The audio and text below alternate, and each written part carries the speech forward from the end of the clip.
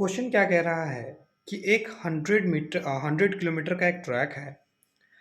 इस ट्रैक का जो टोटल डिस्टेंस है वो कितना दे रखा है 100 किलोमीटर। अब एक ट्रेन ट्रैवल कर रही है पहले 30 किलोमीटर यूनिफॉर्म स्पीड के साथ 30 किलोमीटर पर आवर, ठीक है। और बाकी के जो नेक्स्ट 70 किलोमीटर है वो किस स्पीड के साथ वो ट्रैवल करे, जिसके कारण जो ओवरऑल जर्नी है उसका जो एवरेज स्पीड है वो 40 किलोमीटर पर आवर निकल करके आ जाए, ठीक है। तो एक बार फिर से क्वेश्चन आप अच्छे से पढ़ लें, ठीक है। देन हम इस क्वेश्चन को काफ़ी आसान तरीके से सॉल्व करने की कोशिश करेंगे, ठीक है। तो जैसा कि आप देख पा रहे हैं कि क्वेश्चन में जो चीज़ें गिवन है वो चीज़ें आप सबसे पहले लिख लें, ठीक है। क्वेश्चन क्या कह रहा है कि कोई ट्रेन है जो ए से बी पे गई और इन दोनों के बीच की जो दूरी है वो फिक्स है बेटा 100 किलोमीटर। कितना है 100 किलोमीटर, ठीक है। अब कह रही है कि पहले 30 किलोमीटर, कहाँ तक बेटा, पहले 30 किलोमीटर, मान लेते हैं इस पी पॉइंट तक 30 किलोमीटर कवर कर रही है। और यहाँ पर हमारा जो यूनिफॉर्म स्पीड है वो भी दे रखा है 30 किलोमीटर पर आवर, ठीक है। तो बचा कितना हमारे पास, next 100 - 30 that should be the 70 kilometre. अब इस नेक्स्ट 70 किलोमीटर में हमको टाइम जो है वो नहीं दे रखा है, टाइम नहीं दे रखा है। तो सिंपल सा बात है, लेकिन हमें जो क्वेश्चन में दे रखा है वो दे रखा है एवरेज स्पीड। क्या दे रखा है, एवरेज स्पीड। और ये जो एवरेज स्पीड है बेटा वह है 40 किलोमीटर पर आवर, ठीक है। तो हमें यहाँ से क्या क्या करना है, तो सबसे पहले एस इज इक्वल टू कितना हो जाएगा बेटा 100 किलोमीटर। एस कितना है हमारा, टोटल डिस्टेंस कितना है हमारा 100 किलोमीटर। और टाइम की बात करें तो टाइम हमारा हो जाएगा T1 प्लस T2। अगर हम T1 की बात करें तो 30 किलोमीटर 30 के रफ्तार में, विच मीन T1 कितना हो जाएगा हमारा 1 आवर। कितना हो जाएगा 1 आवर। और T2 को हम लोग सिंपली सिटी के लिए U मान लेते हैं, U किलोमीटर पर आवर के स्पीड से ये मूव कर रही है, ठीक है। चलिए बेटा, अब अगर हम बात करें, बहुत आसानी से समझिएगा, ठीक है। अब अगर हम बात करें कि average speed is equal to क्या होता है, तो एवरेज स्पीड का मतलब क्या होता है, total distance travel upon total time taken. क्या होता है बेटा, average speed is equal to क्या होता है, total distance travelled upon total time taken, ठीक है। तो अगर हम बात करें एवरेज स्पीड की, average speed is equal to क्या होता है बेटा, एक बार फिर से बताना, आप लोग खुद से बताना, बोलोगे तभी सीखोगे ना। तो टोटल डिस्टेंस क्या होता है बेटा, total distance upon total time. अब एवरेज स्पीड हमको क्वेश्चन में दे रखा है कितना है बेटा 40। कितना है 40। एंड 40 इज इक्वल टू क्या हो जाएगा, टोटल डिस्टेंस भी दे रखा है 100 प्लस 1। क्लियर है कि नहीं है, अच्छा। और साथ ही साथ यहाँ पर हमें देख रहे हैं कि यहाँ पर जो टाइम हम निकाल सकते हैं, यहाँ पे हम क्या कर सकते हैं, जो टाइम निकाल सकते हैं वो क्या हो सकता है, तो बेटा टाइम इज इक्वल टू होता है डिस्टेंस अपॉन स्पीड। क्या होता है बेटा, डिस्टेंस अपॉन स्पीड। तो हमने यहाँ पर सॉरी, हम यहाँ पर टाइम T2 ही मानेंगे। T1 हमारा 1 है और T2 हमारा T2 ही है। तो T2 इज इक्वल टू क्या हो जाएगा, D अपॉन S। तो D कितना है 70 और S हमें पता नहीं, तो इसी को हमने इसको U मान लिया। क्या मान लिया, U मान लिया। तो इसी के लिए जब हम इसको पुट आउट करेंगे तो हम इसको यहाँ पे डाल सकते हैं 70 upon U, this should be the H। अगर हम इसको इंटरचेंज करते हैं, क्या करते हैं बेटा, इसको हम इंटरचेंज करते हैं, तो हम लिख सकते हैं 1 plus 70 U is equals to 100/40। जब आप इसको सॉर्ट आउट करेंगे, जब आप इसको क्या करोगे, सॉर्ट आउट करोगे, तो ये कितना आ जाएगा 2 5। क्या आ जाएगा बेटा, ये 2 5 है कि नहीं है, विच मीन्स 5/2, ठीक है। अब अगर हम इसको करें 70/U is equals to 5/2 minus 1/1, then should be equals to 5 is equals to 3/2। Clear हो रहा है कि नहीं हो रहा है। और साफ साफ हम लोग अब यहाँ से देख सकते हैं कि अगर अब हमको u निकालना है, क्या निकालना है हमको, अगर यहाँ पे u निकालना है तो u इज इक्वल्स टू क्या हो जाएगा हमारा बेटा, सिंपल सा है कि अगर इसको हम इन्वर्स करेंगे, क्या करेंगे, इसको हम इन्वर्स करेंगे, समझ में है कि नहीं है। तो यहाँ पर हमारा जो इक्वेशन तैयार होकर के आएगा वो सिंपल सा बात है कि इसको इसके साथ मल्टीप्लाई करना होगा एंड देन 3 से डिवाइड करना होगा। तो देन कितना हो जाएगा 70 into 2/3 and that should be equals to 140/3। तो 140/3 and that should equals to 46.67 kilometre per hour. तो विच मीन्स कि नेक्स्ट जो जर्नी है इनका इसमें जो गाड़ी है उसका स्पीड कितना भगाना होगा उनको 46.67, ठीक है। तो जल्दी से इसको आप नोट कर लें। अगर आपको समझ में ना आया हो तो एक बार फिर से रिवाइज करें, ठीक है, ताकि आप इस चीज़ को एक बार फिर से देखें जो क्लियर हो सके, ठीक है। एक बार फिर से आप स्क्रीनशॉट ले लें और आगे हम बाकी के जो इंपॉर्टेंट न्यूमेरिकल्स है उसके ऊपर बात करेंगे, ठीक है। और एक इक्वेशन जो मैंने प्रूफ नहीं किया है उसके ऊपर भी अभी हम बात करने वाले हैं। तो जल्दी से एक स्क्रीनशॉट आप ले लें।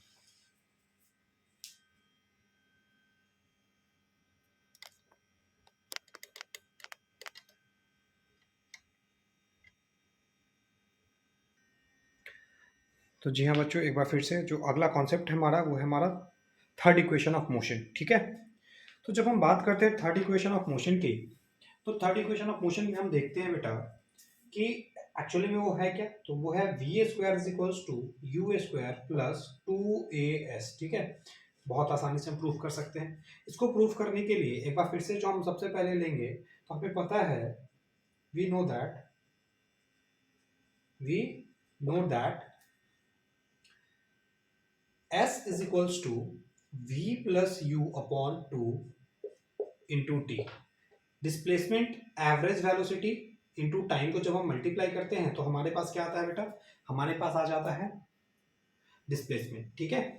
अच्छा, अब अगर हम बात करें कि फ्रॉम इक्वेशन 1 या फिर एक्सेलरेशन की हम बात करें, तो एक्सेलरेशन इज इक्वल्स टू होता है v minus U upon T. तो बेटा यहां से हम t इज इक्वल्स टू लिख सकते हैं v माइनस यू अपॉन ए।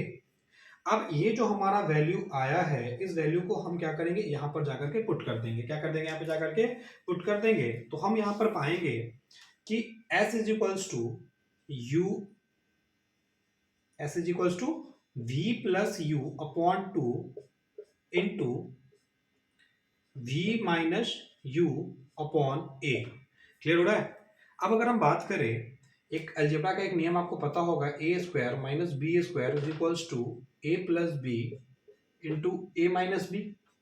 तो जब हम s इज इक्वल्स टू यहाँ से हम फाइंड आउट करते हैं, तो हम पाते हैं कि V square minus U square is equals to 2a। जब इसी को हम फिर से रीअरेंज करते हैं तो s, या फिर हम इसको ऐसे भी लिख सकते हैं कि 2as is equals to V square minus U square. Therefore V square is equals to 2a U square, V square is equals to U square plus 2as। तो काफी आसान है ये। एक बार फिर से मैं बता दूं, कुछ नहीं करना है आपको। आपको जो डिस्प्लेसमेंट है उसके साथ जब हम लोगों ने टाइम को, जो आपके एवरेज वेलोसिटी को जब हम टाइम के इक्वेशन से मल्टीप्लाई करते हैं, then we get V square is equal to U square plus 2as, ठीक है। अच्छा, एक चीज और मैं आपको बता दूं, ठीक है, क्योंकि बहुत बच्चे कंफ्यूज हो जाते हैं।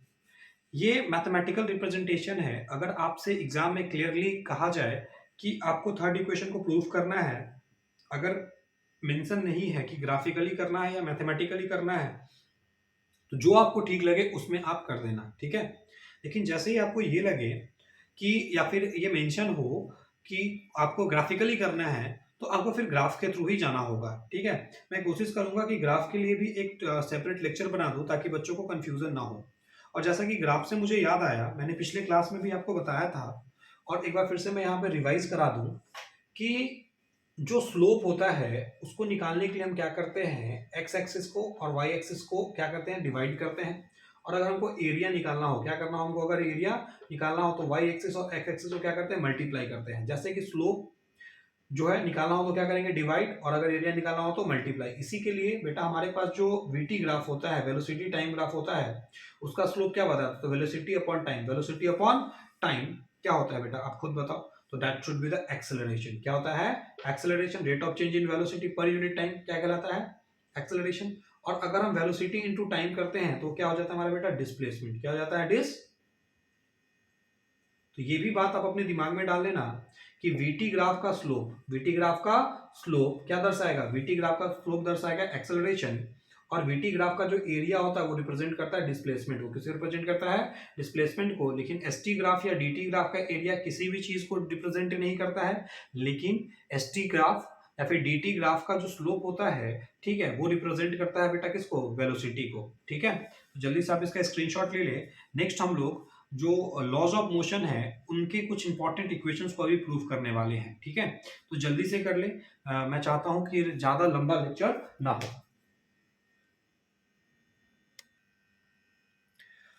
तो एक बार फिर से वेलकम बच्चों। अभी जो हम स्टार्ट करने वाले हैं वो है हमारा chapter forces and laws of motion. क्या बेटा हमारा forces and laws of motion. जब भी हम बात करते हैं फोर्सेस की, तो फोर्स में हमें क्या क्या पढ़ना है, तो सबसे पहले हम देखेंगे इसका इंट्रोडक्शन। क्या देखेंगे बेटा इसका हम इंट्रोडक्शन कंप्लीट करेंगे, तो इसी में हम देखेंगे बैलेंस फोर्स। क्या सीखेंगे बेटा, बैलेंस्ड और अनबैलेंस फोर्स के बारे में। अच्छा, उसके बाद जब हम डिस्कस करेंगे, मैं स्पेशली आपके रिवीजन पॉइंट से इसको बना रहा हूँ। मैं कोशिश करूंगा कि पूरी की पूरी डिटेल लेक्चर आपके इस चैप्टर के ऊपर मैं बना करके अपलोड कर दूँ, ठीक है। तो इंट्रोडक्शन हो गया, बैलेंस और अनबैलेंस फोर्स हो गया, साथ ही साथ हम यहाँ क्या देखेंगे बेटा, हम यहाँ पढ़ेंगे इनर्शिया के बारे में। जैसे इनर्शिया डिस्कस करेंगे then we should start first law of motion, फिर हम पढ़ेंगे इसके एप्लीकेशन,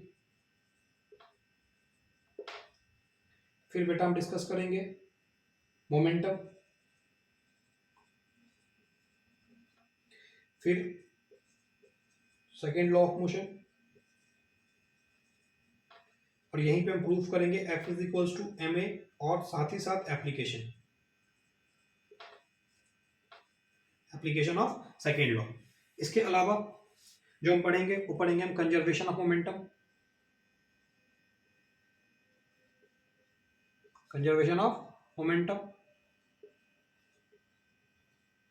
फिर हम पढ़ेंगे थर्ड लॉ ऑफ मोशन।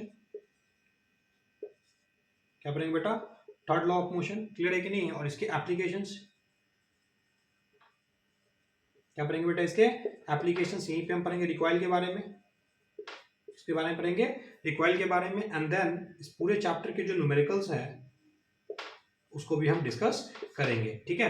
ये मोस्ट स्कोरिंग चैप्टर है। कभी कभी इसमें एक और क्वेश्चन पूछ देता है कि second law F is equals to ma है, अब इसको मैं आपको बताना है कि क्या इसमें फर्स्ट लॉ है कि नहीं है, विच मीन्स इनर्शिया के बारे में आपको बताना है कि क्या सेकेंड लॉ से हम फर्स्ट लॉ को निकाल सकते हैं। ये भी चीज़ें अभी हम क्लियर करेंगे, ठीक है। उससे पहले आपको ये क्लियर होना चाहिए कि पूरे चैप्टर में हमें क्या पढ़ना है। तो एक बार फिर से जल्दी से इसका आप स्क्रीनशॉट ले लो, एंड और हम स्टार्ट करने जा रहे हैं हमारा ये जो चैप्टर है फोर्स, उसके इंट्रोडक्शन से, ठीक है। तो जल्दी से आप इसका एक स्क्रीनशॉट ले लें।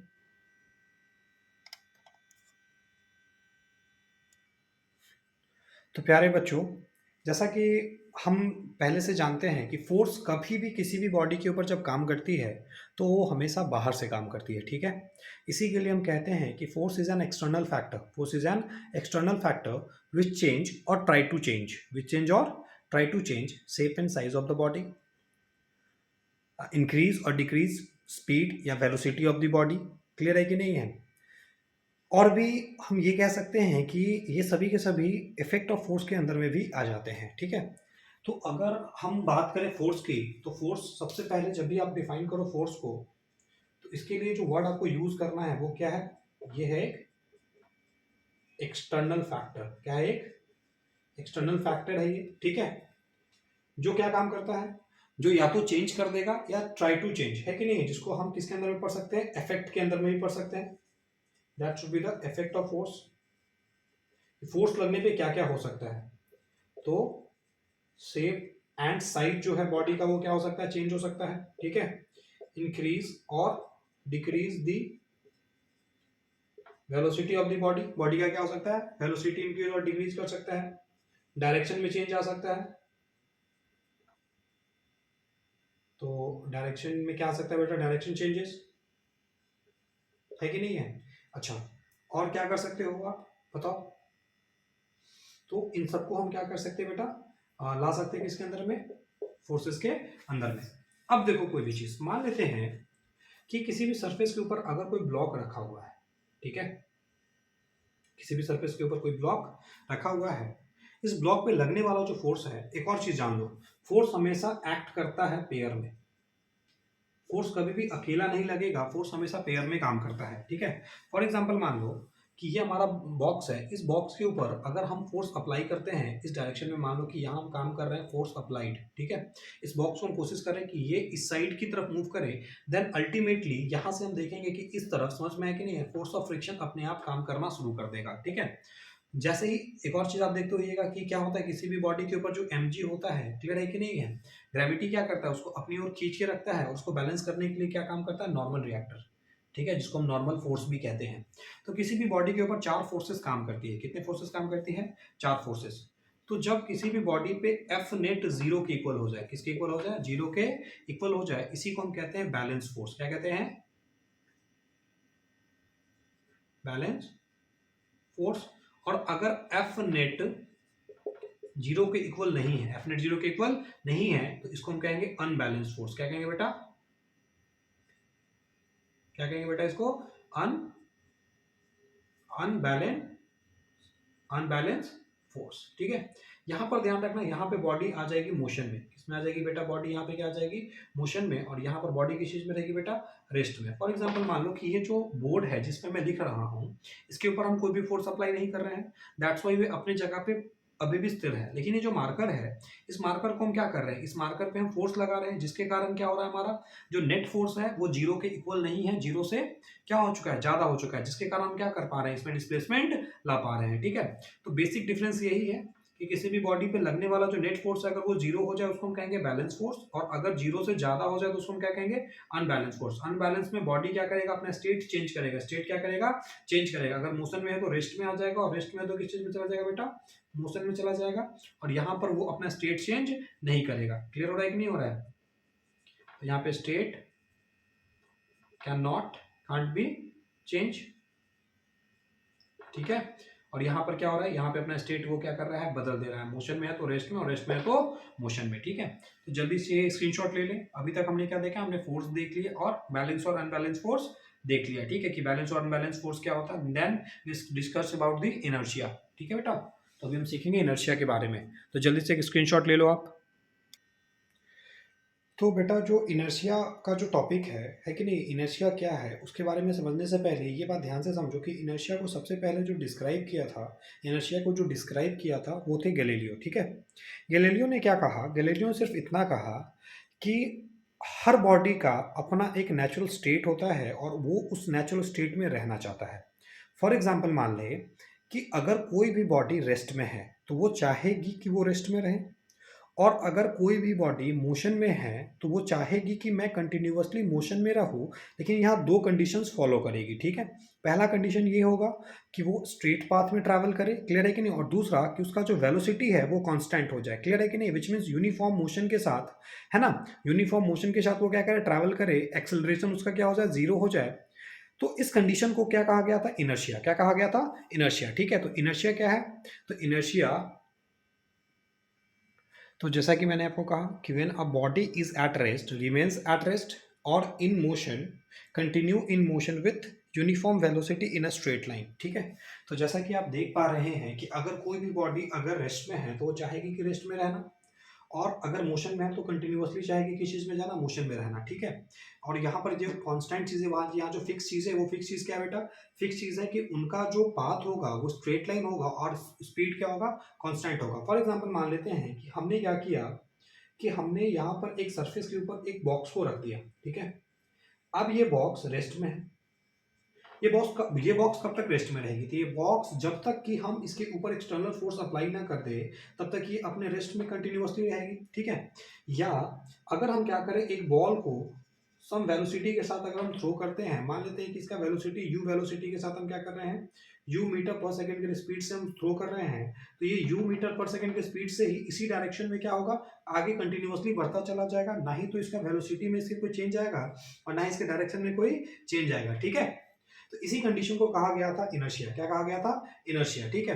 अब इसी में न्यूटन ने क्या कर दिया, सिर्फ और सिर्फ इतना बात ऐड कर दिया कि ये रेस्ट में और ये बॉडी मोशन में, ये बॉडी किस चीज में, मोशन में कब तक रहेगी, तो साफ साफ है, तब तक रहेगी जब तक इसके ऊपर कोई फोर्स काम ना कर जाए, जब तक इसके ऊपर कोई फोर्स काम ना कर जाए। अगर हम फोर्स यहाँ पर अप्लाई करते हैं तो ये बॉडी रेस्ट से किस चीज में आ जाएगी, मोशन में, रेस्ट से किस चीज में आ जाएगी, मोशन में। और अगर हम यहाँ पर फोर्स अप्लाई करते हैं तो ये बॉडी जो मोशन में है ये किस चीज में आ जाएगी बेटा, रेस्ट में। क्लियर है कि नहीं है, तो यही हमारा हो जाता है फर्स्ट लॉ ऑफ मोशन। क्या हो जाता है बेटा, फर्स्ट लॉ ऑफ मोशन, जो कि पूरी तरीके से किसके ऊपर बेस्ड है, बेस्ड ऑन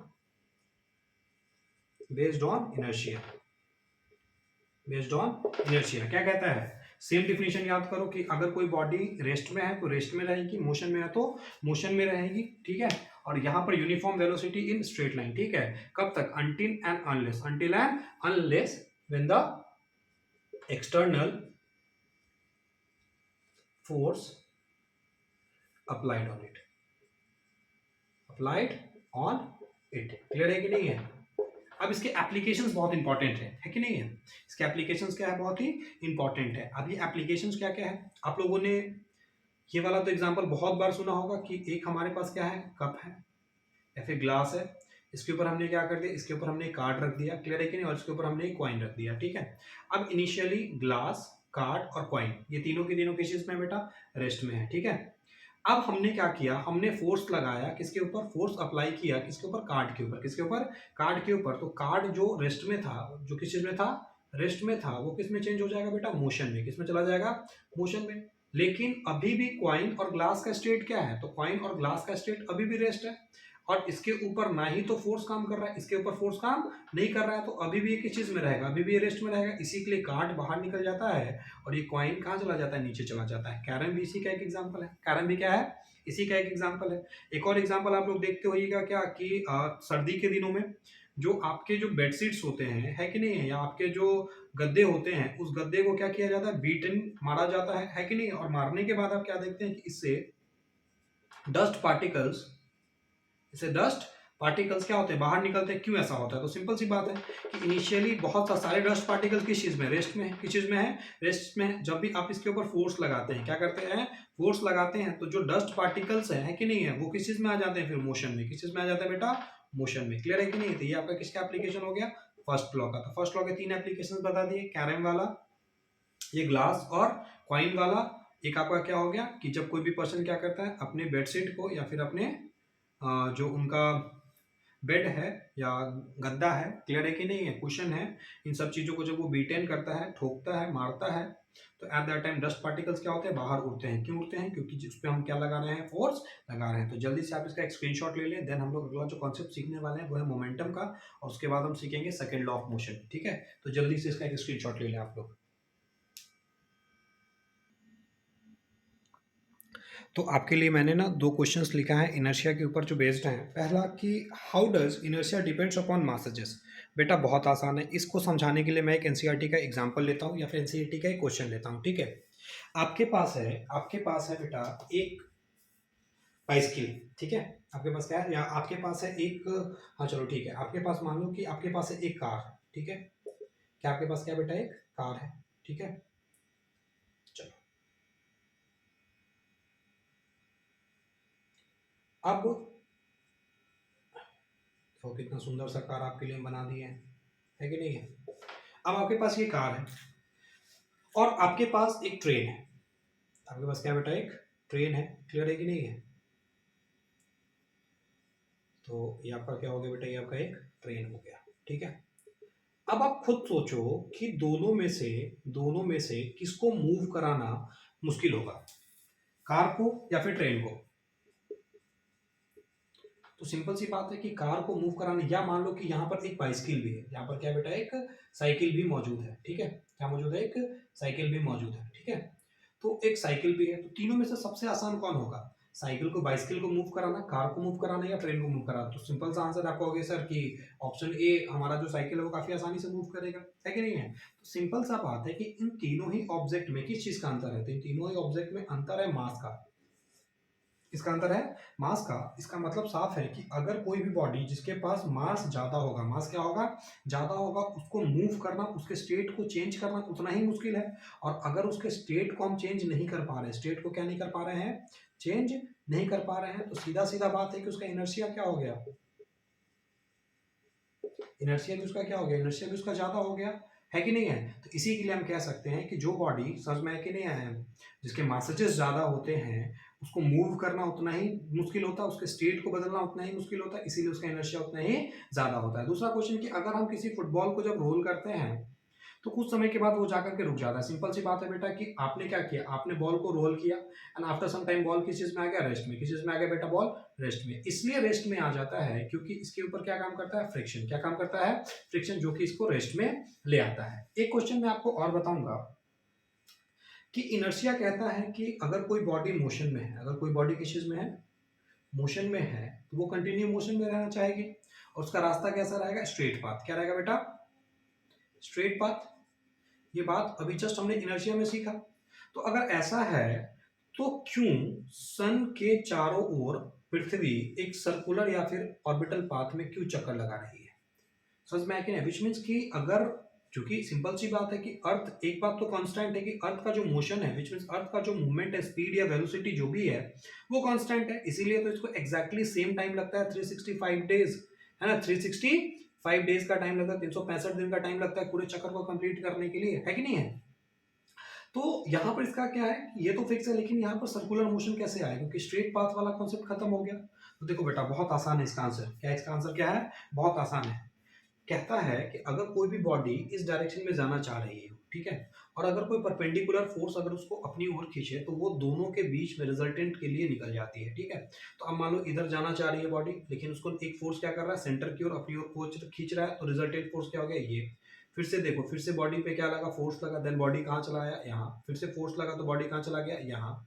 फिर से फोर्स लगा तो बॉडी कहाँ चला गया, यहाँ। फिर से फोर्स लगा तो बॉडी कहाँ चला गया, यहाँ। फिर से फोर्स लगा तो बॉडी कहाँ चला गया, यहाँ। तो आप एक तरीके से देख पा रहे हो कि नहीं देख पा रहे हो कि बॉडी कैसा मूव कर रहा है, सर्कुलर, ठीक है। तो अर्थ सन के चारों ओर एक सर्कुलर पाथ पे इसलिए फोर्स लगाती है, मतलब राउंड लगाती है, क्योंकि यहाँ पर हर एक इंस्टेंट पे इसके ऊपर एक फोर्स काम कर रहा है, जिसको आगे चल के आप पढ़ोगे, क्या कहोगे इसको आप, सेंट्रीपिटल फोर्स। क्या कहोगे, सेंट्रीपिटल फोर्स, ठीक है। तो सेंट्रीपिटल हो गया, सेंट्रीफ्यूगल हो गया, ठीक है। इन सब फोर्सेस के बारे में या टाइप ऑफ फोर्सेस के बारे में हम एक सेपरेट लेक्चर में पढ़ेंगे, ठीक है। तो जल्दी से आप इसका स्क्रीनशॉट ले लो, आगे हम पढ़ने वाले मोमेंटम के बारे में, ठीक है बेटा।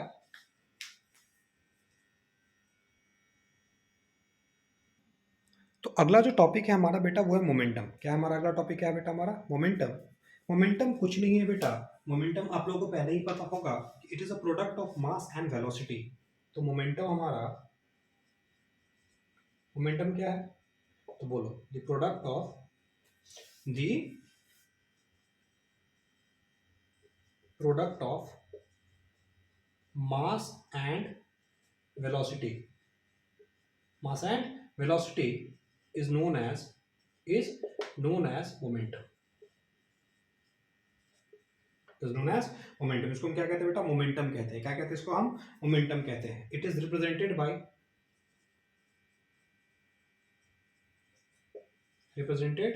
Bye P, and P is equals to होता है M इंटू V। क्या होता है बेटा, M इंटू V। अगर इसकी यूनिट की बात करें तो यूनिट हो जाता है इसका kg इंटू वेलोसिटी को हम लिखते हैं मीटर पर सेकेंड। यूनिट लिखने के लिए भी हम लोग एक स्पेशल लेक्चर बनाएंगे, जिसमें कि आपको हम यूनिट लिखना और डायमेंशन लिखना भी सिखाएंगे, ठीक है। तो यहाँ पर हमारा जो मोमेंटम है उसका यूनिट क्या हो गया, kg मीटर पर सेकेंड स्क्वायर, ठीक है। हम यहाँ पे मोमेंटम को डिस्कस किए हैं, क्योंकि कभी कभी डायरेक्ट मोमेंटम से भी क्वेश्चंस आ जाते हैं, इसके न्यूमेरिकल्स भी आ जाते हैं, ठीक है। और साथ ही साथ जो हमारा सेकेंड लॉ है, वो सेकेंड लॉ क्या कहता है, वो सेकेंड लॉ कहता है कि rate of change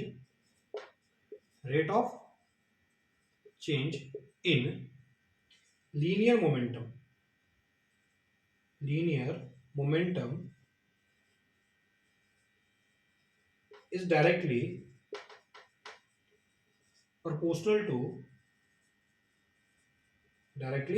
proportional to applied force,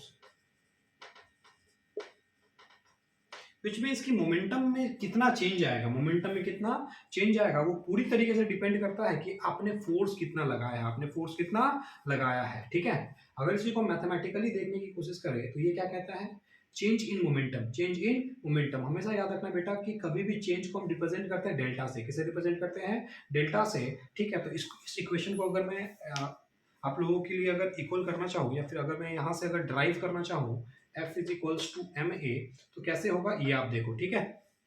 क्या कह रहा है, rate of change in linear momentum. तो सिंपल सी बात है कि F जो है वो डायरेक्टली प्रोपोर्शनल है डेल्टा P बाई डेल्टा, ठीक है। विच मीन्स की रेट आ गया, change in momentum with respect to time, है ना। तो हम लिख सकते हैं बेटा, जैसा कि मैंने आपको कहा कि force is directly proportional to, क्या हो जाएगा, M V minus M U upon T. देखो v मतलब फाइनल मोमेंटम, u मतलब इनिशियल मोमेंटम, क्योंकि मासेजेस तो सेम होगा, मासेजेस क्या होगा, सेम होगा, ठीक है। अब अगर हम m को कॉमन ले ले तो v minus U upon T. अब आपको पता है कि v minus U upon T क्या होता है हमारा एक्सेलरेशन, क्या होता है हमारा एक्सेलरेशन। अब इस वैल्यू को यहाँ पुट करेंगे तो f is directly proportional to ma।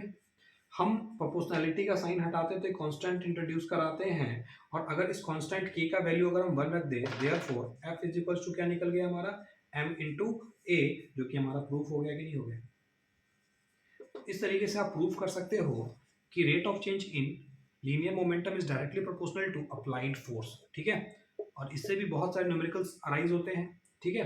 अगला जो हम कॉन्सेप्ट सीखेंगे वो सीखेंगे कि किस तरीके से सेकेंड लॉ से हम फर्स्ट लॉ को ड्राइव करेंगे। क्या करेंगे बेटा, सेकेंड लॉ से फर्स्ट लॉ को ड्राइव करेंगे, ठीक है। बस 2 मिनट लगेगा and then our lecture is over.